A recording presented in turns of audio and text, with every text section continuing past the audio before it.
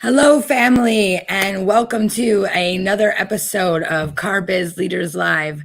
My name is Rachel Blatt, and I'm your host. I have a very special guest today. I'm so excited. You may know him, Dave Villa. He has been one of my really close friends ever since we met at Women in Automotive. He was a keynote speaker there and just has one of the most inspirational messages I've ever heard, and somebody who can bring a lot of light and energy to the car business once, as we're coming out of this dark period of our lives. And I can't wait for him to share his message with you. So without further ado, I'm going to bring him on shortly, but welcome to Car Biz Dealers Live. All righty, and here we go.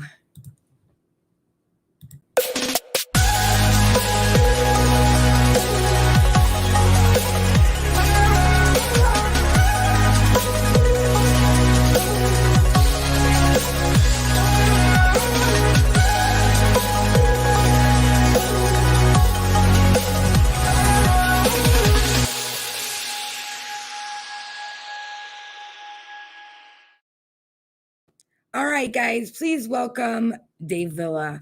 What's going on? How are you? Hey, Rachel. I'm so honored to be on. Thank you so much for having me, and looking forward to sharing hopefully some good, encouraging, and some knowledge with your audience. Well, thanks so much. But I know you know so many people, but just for those who don't know who you are, can you share us a little bit about some of your accomplishments and just how you are a leader in this car business? Well, I'm just a guy trying to help some folks sell some cars. I've been in the business for a long time. I'm on the marketing side and the training side. Own a company called IPD Agency, and also a managing partner of Auto Dealer University, and just love this industry. Host Auto Dealer Live, and so just like you, just trying to help dealers, partner with them to help them and encourage them. And I know you're doing a great job. Thanks. Well, thanks so much. So tell us, that's a little bit about what people may know, but tell us a little something about what they may not know. Man, let's see. What they may not know. Well, my wife just beat me like a piñata in a couples quiz. So, she is smarter than I am by far.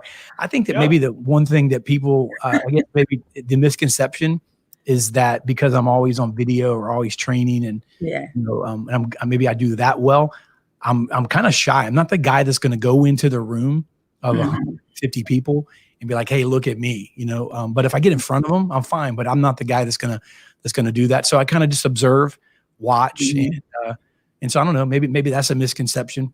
I'm very outgoing, but I'm at the same time I'm very shy when I get in front of a group of people. I think it's probably something maybe that people don't know. That is very very interesting, because I've never considered you to be like a shy person.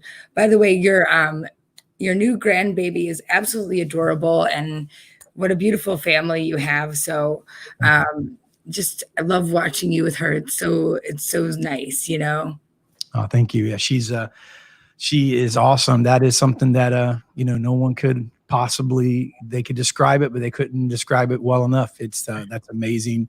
So yeah, she's 5 months old, and a couple of days ago, and just crazy about her. My wife and I were FaceTiming her in her office earlier today. So, but she's awesome. Yeah, she really is. And I know that I don't know if that's your first grandbaby, but she sure seems like she's got you wrapped around her little finger. And it's just so sweet. Yeah, absolutely impossible not to. One of the things that I most love about you, Dave, is that you always have these really inspirational messages on your Facebook posts. And, as for somebody who may or may not believe in God, your messages are they're so pure and so inspirational. Tell us a little bit more about that foundation for you and how that served you. Yeah, absolutely. Well, I mean, I'm a person of faith, and have been for a long time. So, I mean, obviously that's where the motivation comes from, in my relationship with God. But, it's crazy. I think it also could be a misconception about motivation is, and people ask me this a lot, or I get messages and they'll say, man, I said, you're inspirational, or man, you're always so up. And the truth is, I think that everybody has ups and downs. Yeah. And that helps me being able to speak those out loud, maybe in the form of a post or in the form of a text. I'm on multiple group texts in the morning, and it helps me. It actually does something for me to be able to kind of speak that. I believe in the concept of speaking life, and obviously you got to back those words up anytime, right, with actions. Right. But I think it starts sometimes with, when you don't feel like it, maybe, opening your mouth and saying it anyway, doing it anyway. Yeah. And so those things help me to kind of go before. And, people would always say, hey, I love motivation because it gets me going. People will say that. Well, the reality is it's the opposite. Getting going causes you to get motivated. And so I don't know about you, I don't want to sometimes get up, but sometimes but I do. And then I want to, you know what I'm saying? And sometimes, of course, I feel like it, but if you only got up the days you felt like it, I mean, how many times would you stay in bed all day? And so I think that's a misconception of motivation. It's not motivate me so I can feel good. It makes me feel good. It's like, hey, let me begin to operate, and then my feelings will follow. Yeah. Yeah. And I think that you have that's so important too, because not only are you helping yourself, but you're helping so many other people. I mean, if you look at just some of those things, it's just like so, it helps so many people. And I think that's kind of when you're helping other people, that's what really makes you successful. And that's kind of why we're doing this today, is hopefully help some other people become more successful, become better leaders. So just tell me a little bit about your company and how you decide, how it formed, and kind of your journey to become your own boss, your own CEO, and maybe we can help some other people along that journey.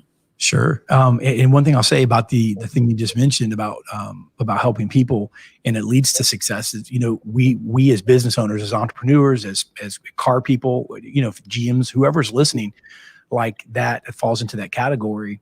If you learn how to serve people, that's the thing. Like, if genuinely care about the person that you're serving, that you're working with, then the money follows that. See, that's the thing people don't understand. It's like, man, I have this great idea, this wonderful business, and you start dreaming it right as a visionary, and you're like, oh, in 6 months we're going to be here, and a year, I'm going to have this office or whatever.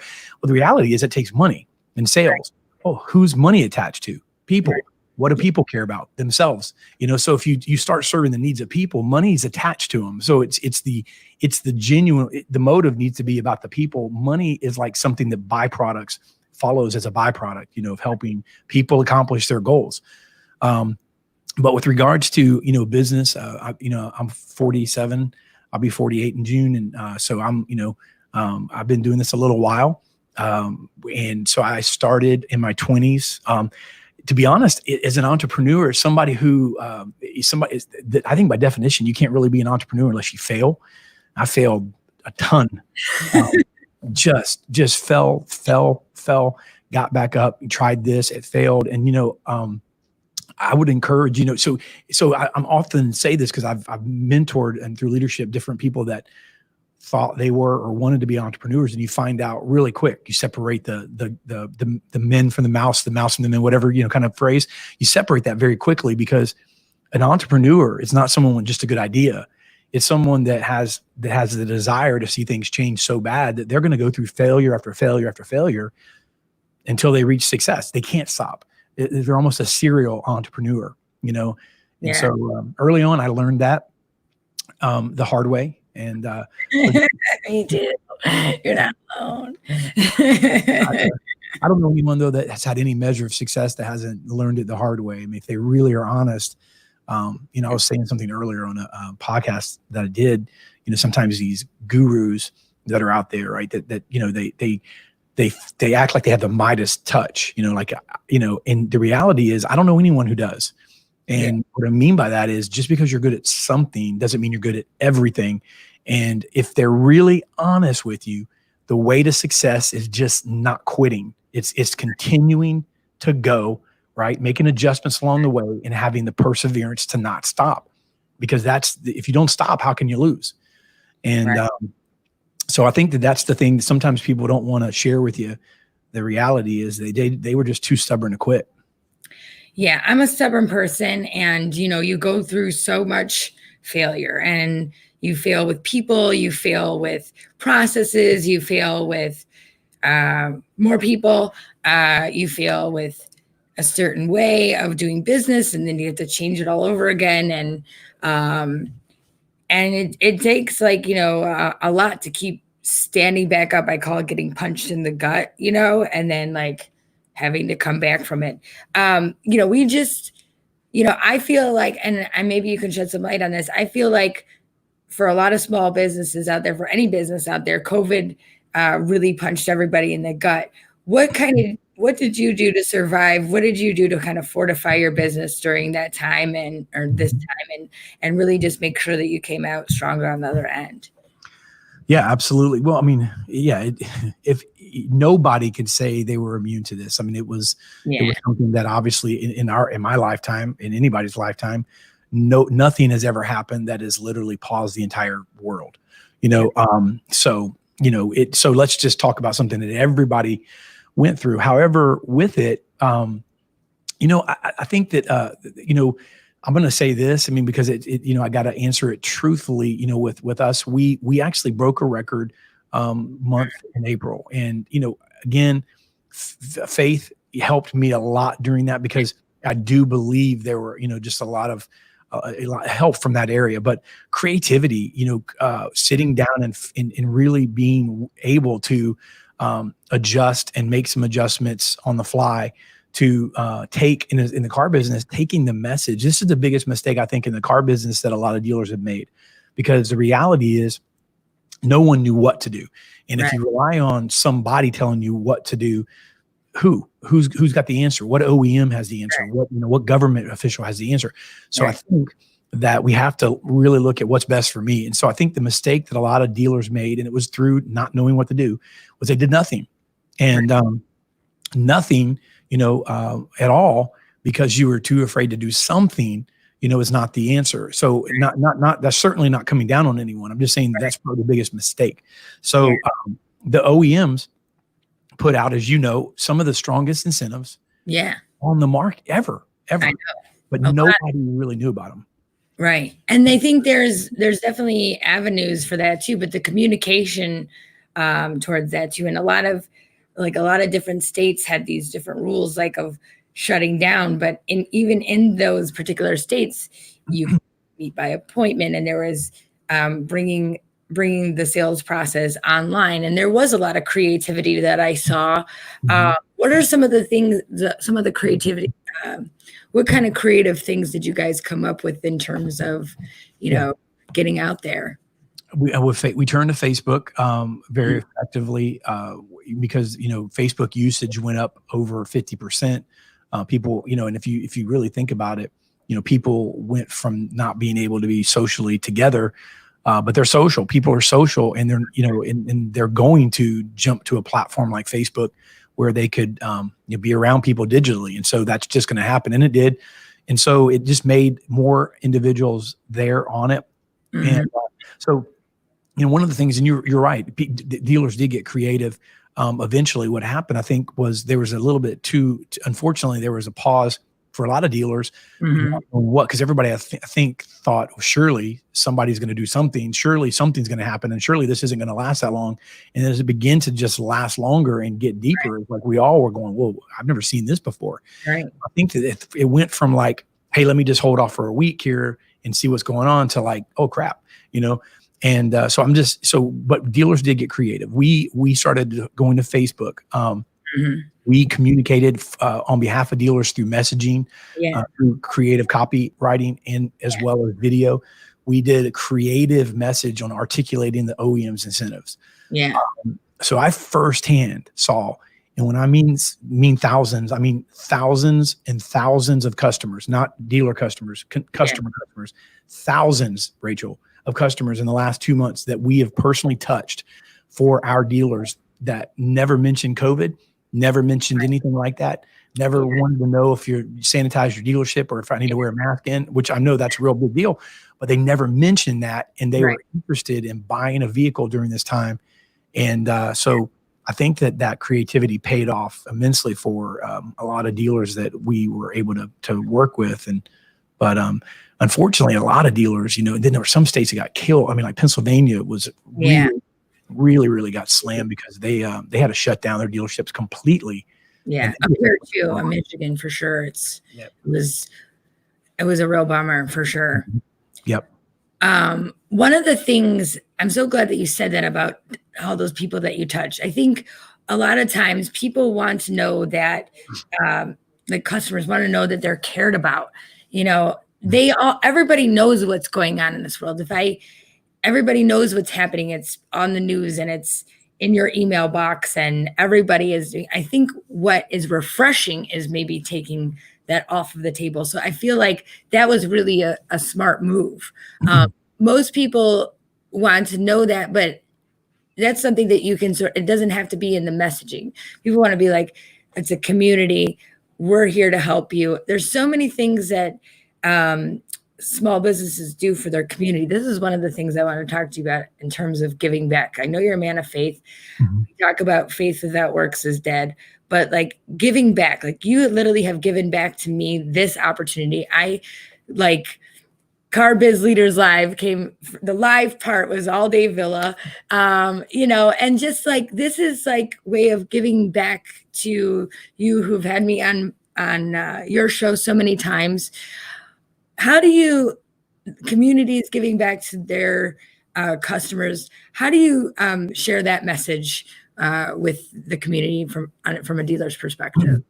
Yeah, I'm with you, and I think I understood the beginning. If I understood you correctly, you were maybe saying that people hear so much about what's going on that they don't necessarily need to hear it in the messaging. And I think that's part of the being sensitive would be, I guess, maybe staying away from the or being aware. Let's not use the word sensitive. Maybe being aware of where we are would be staying away from messaging that is just gimmicky or it's just unnecessary and it's not going to be received. But at the same time, being so it's so COVID messaging that I think sometimes it comes across as insincere, So because it's like, okay, yeah, really, because we don't know them, but yet we care so much about them. So I think that in the middle, bringing some normalcy, bringing people value normalcy, but, and so really genuinely, articulate, look, there's a lot of using words like uncertainty. There's a lot of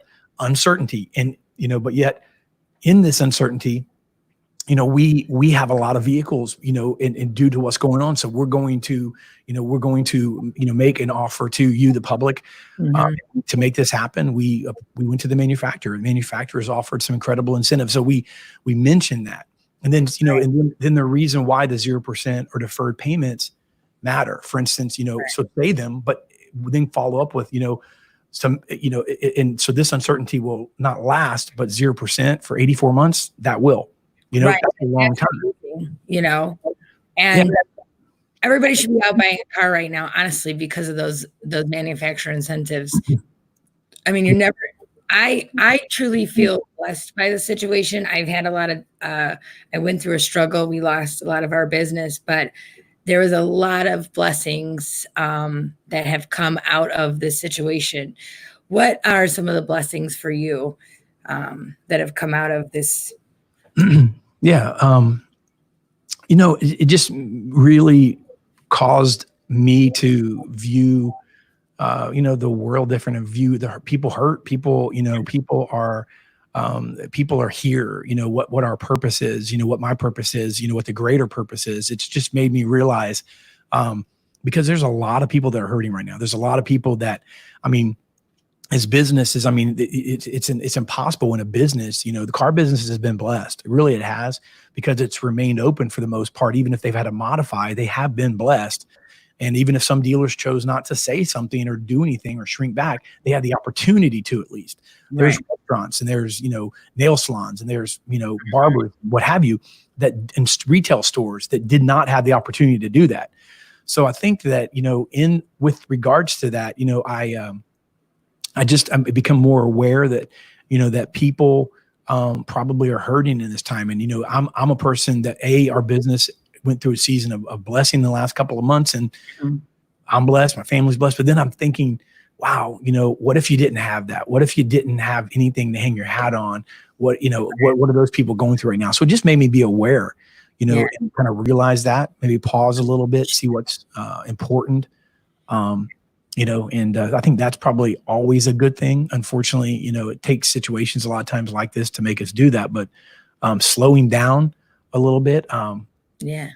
I've been focused on the team out there in the sales room. I cut out some of the ancillary things that I've been doing just to kind of focus in a little more and help everybody out. And it's just been a unique time where we've been able to grow.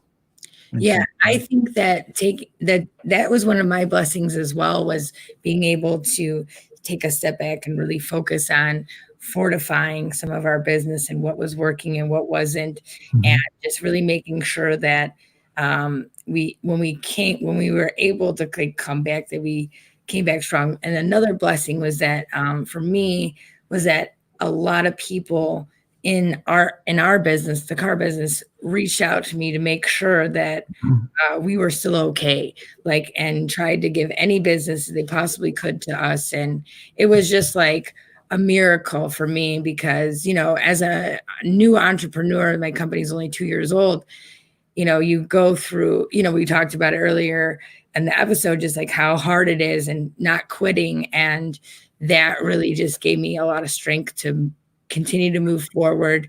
And somehow we've been able to make it through, and we're still behind the 8 ball quite a bit, but it's starting to see a light at the end of the tunnel where it wasn't so much before. Yeah, absolutely. Yeah, 100%.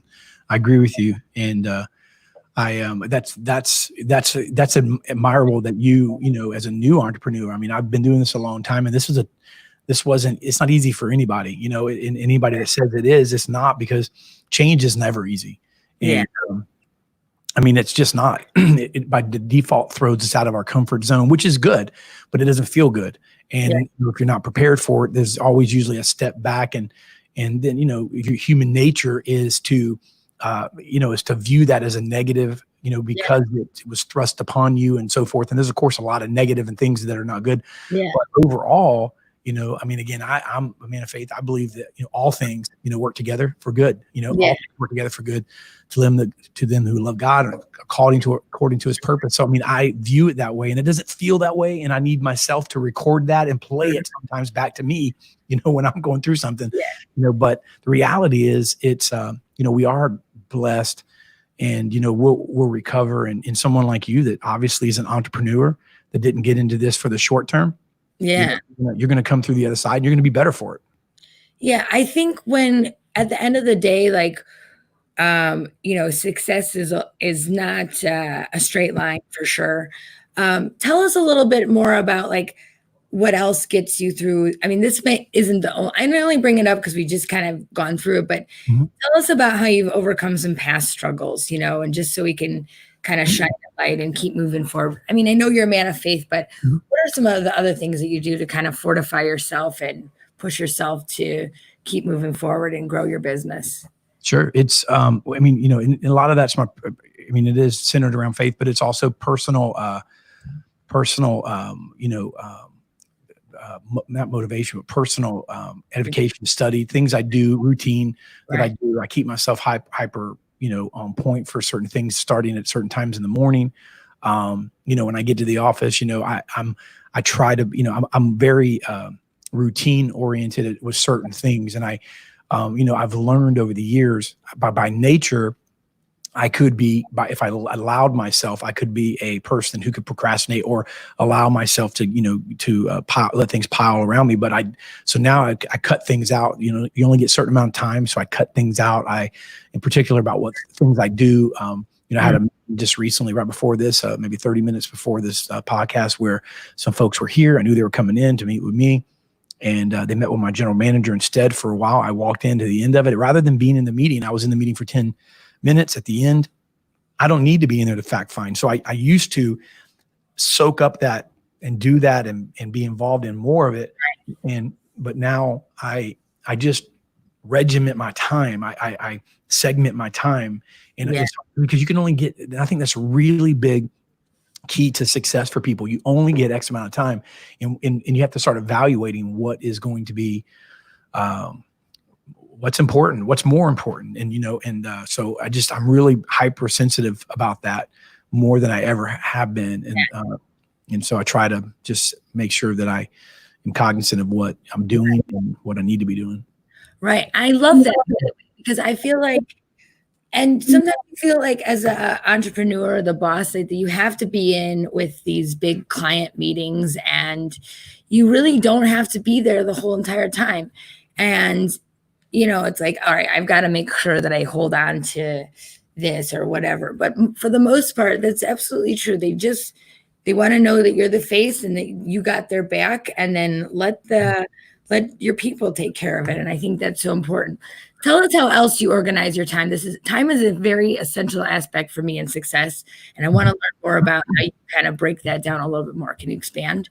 Yeah, sure. And by the way, I think that sometimes people would view that as like, oh, okay, are they too important for this meeting? And you have to get over that and past caring about that, because that's not the truth. It's not, it's just simply, it's simply making the most of your time to be effective. And that's just what you have to do if you got to do what you got to do. And someone who understands that, someone who understands it, someone who doesn't, maybe is not there yet. Yeah. But if they continue to get to where they want to be, then they eventually will be there. Obviously, I've got an assistant, and then I have people that are in certain like even Mike, our producer here.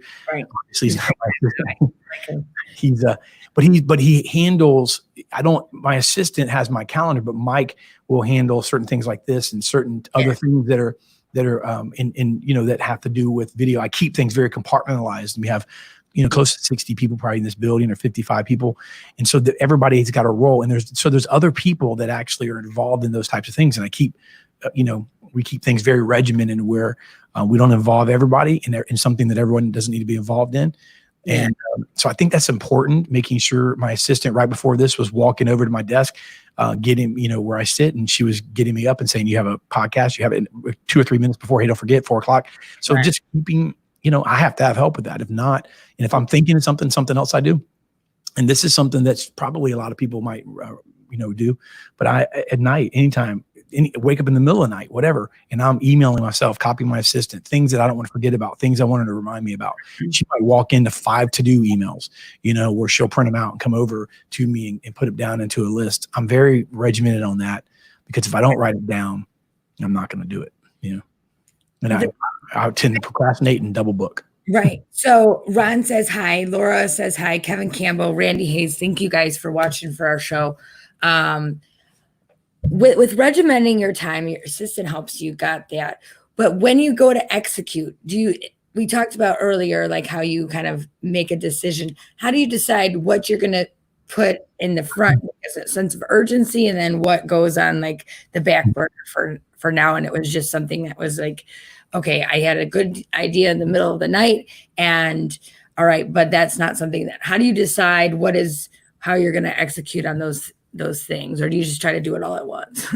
No, so I just basically rate it by level of importance. Then is it something that I have to handle? Is it something that I could, as an idea, or something that somebody and one of my team members need to explore, but it's just an idea that I thought of, or something that came to my mind. So then that may be just her walking over and saying, hey, you said to A, B, C, D. So, do me a favor. Can you go to Joe and actually go to ask him to look that up for me and find out? That was just reminding me to kind of initiate it.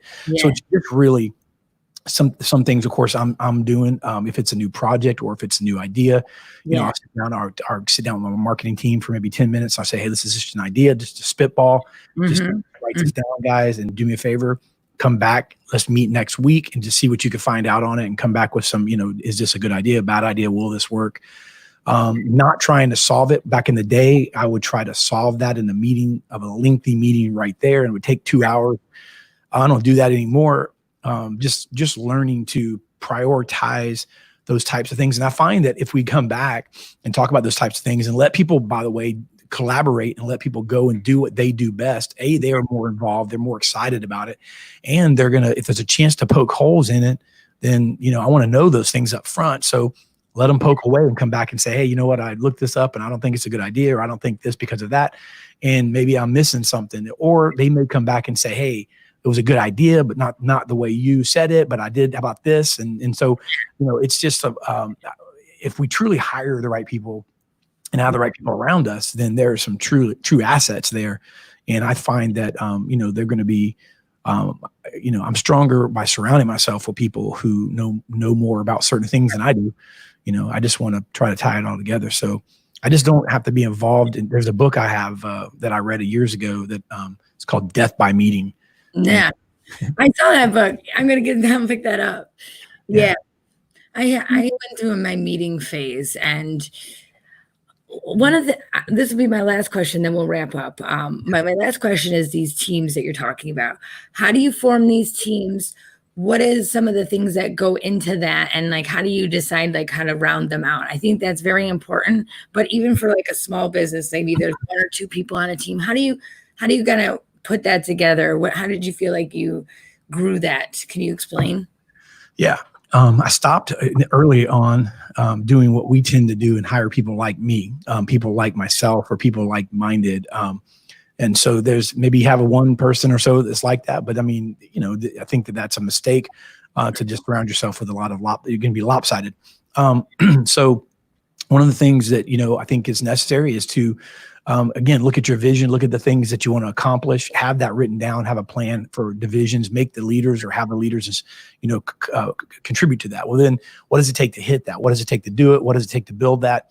What team members do we have and what talents? And so in hiring people that are a lot of times too, that are surrounding yourself with people that maybe where you're weak or where you're weakest, because there's that need for that strength in the area where you're weak. And then some of those are prioritized, and then where is there crossover? There's we cross over so many different things. And one thing I will say that I look at now, with regards to, for instance, marketing and sales, and then marketing and production. Yeah. And so if you look at it this way, different divisions should be connected to some degree. Like, for instance, marketing is connected, right, and should be connected to sales. Right. Sales is here. And then marketing should also be connected to production, to production and to maybe business development. It should be connected to different areas. And these areas should all kind of come in and connect together. And how are they working in tandem? If we're doing a really good job at marketing, but we're not closing any of the deals because they're not, the funnel is not, they're not getting to the end of the funnel, then there's a problem there, a connection between sales and marketing. Yeah. And so, you can do a really good job. One person that sort of marries those two groups together, or are do they all get together and collaborate? They do collaborate. The marketing, my vice president of marketing, gets together with our head coach in sales and the general manager and the BDC director, things like that. They meet. We have leadership teams. Then the marketing director meets with the marketing team, and there's a lot of collaboration that goes on. We try to keep it through the right channel. What do you call it? The chain of command. Yeah. So that, so that there's no. Mainly because we don't want, someone coming straight to maybe a team member and pulling them off task. Right. So, so they communicate a lot, and, and we watch that, we guard that, and we vet it. We cut out stuff that doesn't work. We don't continue to beat our head against the wall. If it doesn't work, there's a reason. And, Well, listen, Dave, that's great advice. I can't wait to use it in my own world. And I think for a lot of people out there who have a business and that are growing it, obviously 55 people is a lot, and how it comes together. And I'm just so thankful that you are on our show today. Thanks for giving back to me. Honestly, you're a class act, and I'm so happy to have you. I will let you get on with your day. Thank you. And, final thoughts for the audience today. I just appreciate you having me on, and you're doing a great job as always. You can definitely sense your sincerity and your heart towards this industry. And anytime I can come on, I'm glad to. I'd love to have you back on Auto Dealer Live soon too. Oh, so yeah. I will make the time. So thank you so much. I really appreciate you. And thanks guys for watching. We're really super great. I hope you learned a lot. And you can contact Dave Villa on his Facebook page. And he is at IPD. This is his link right here, and I'll be sharing it after the show. And then also, if you need anything, I'm at Royalty Ships. And please like, subscribe, and all that good stuff. And come again and watch us. Thanks again, guys. Appreciate you. All right, Dave, that was awesome. Thanks so much.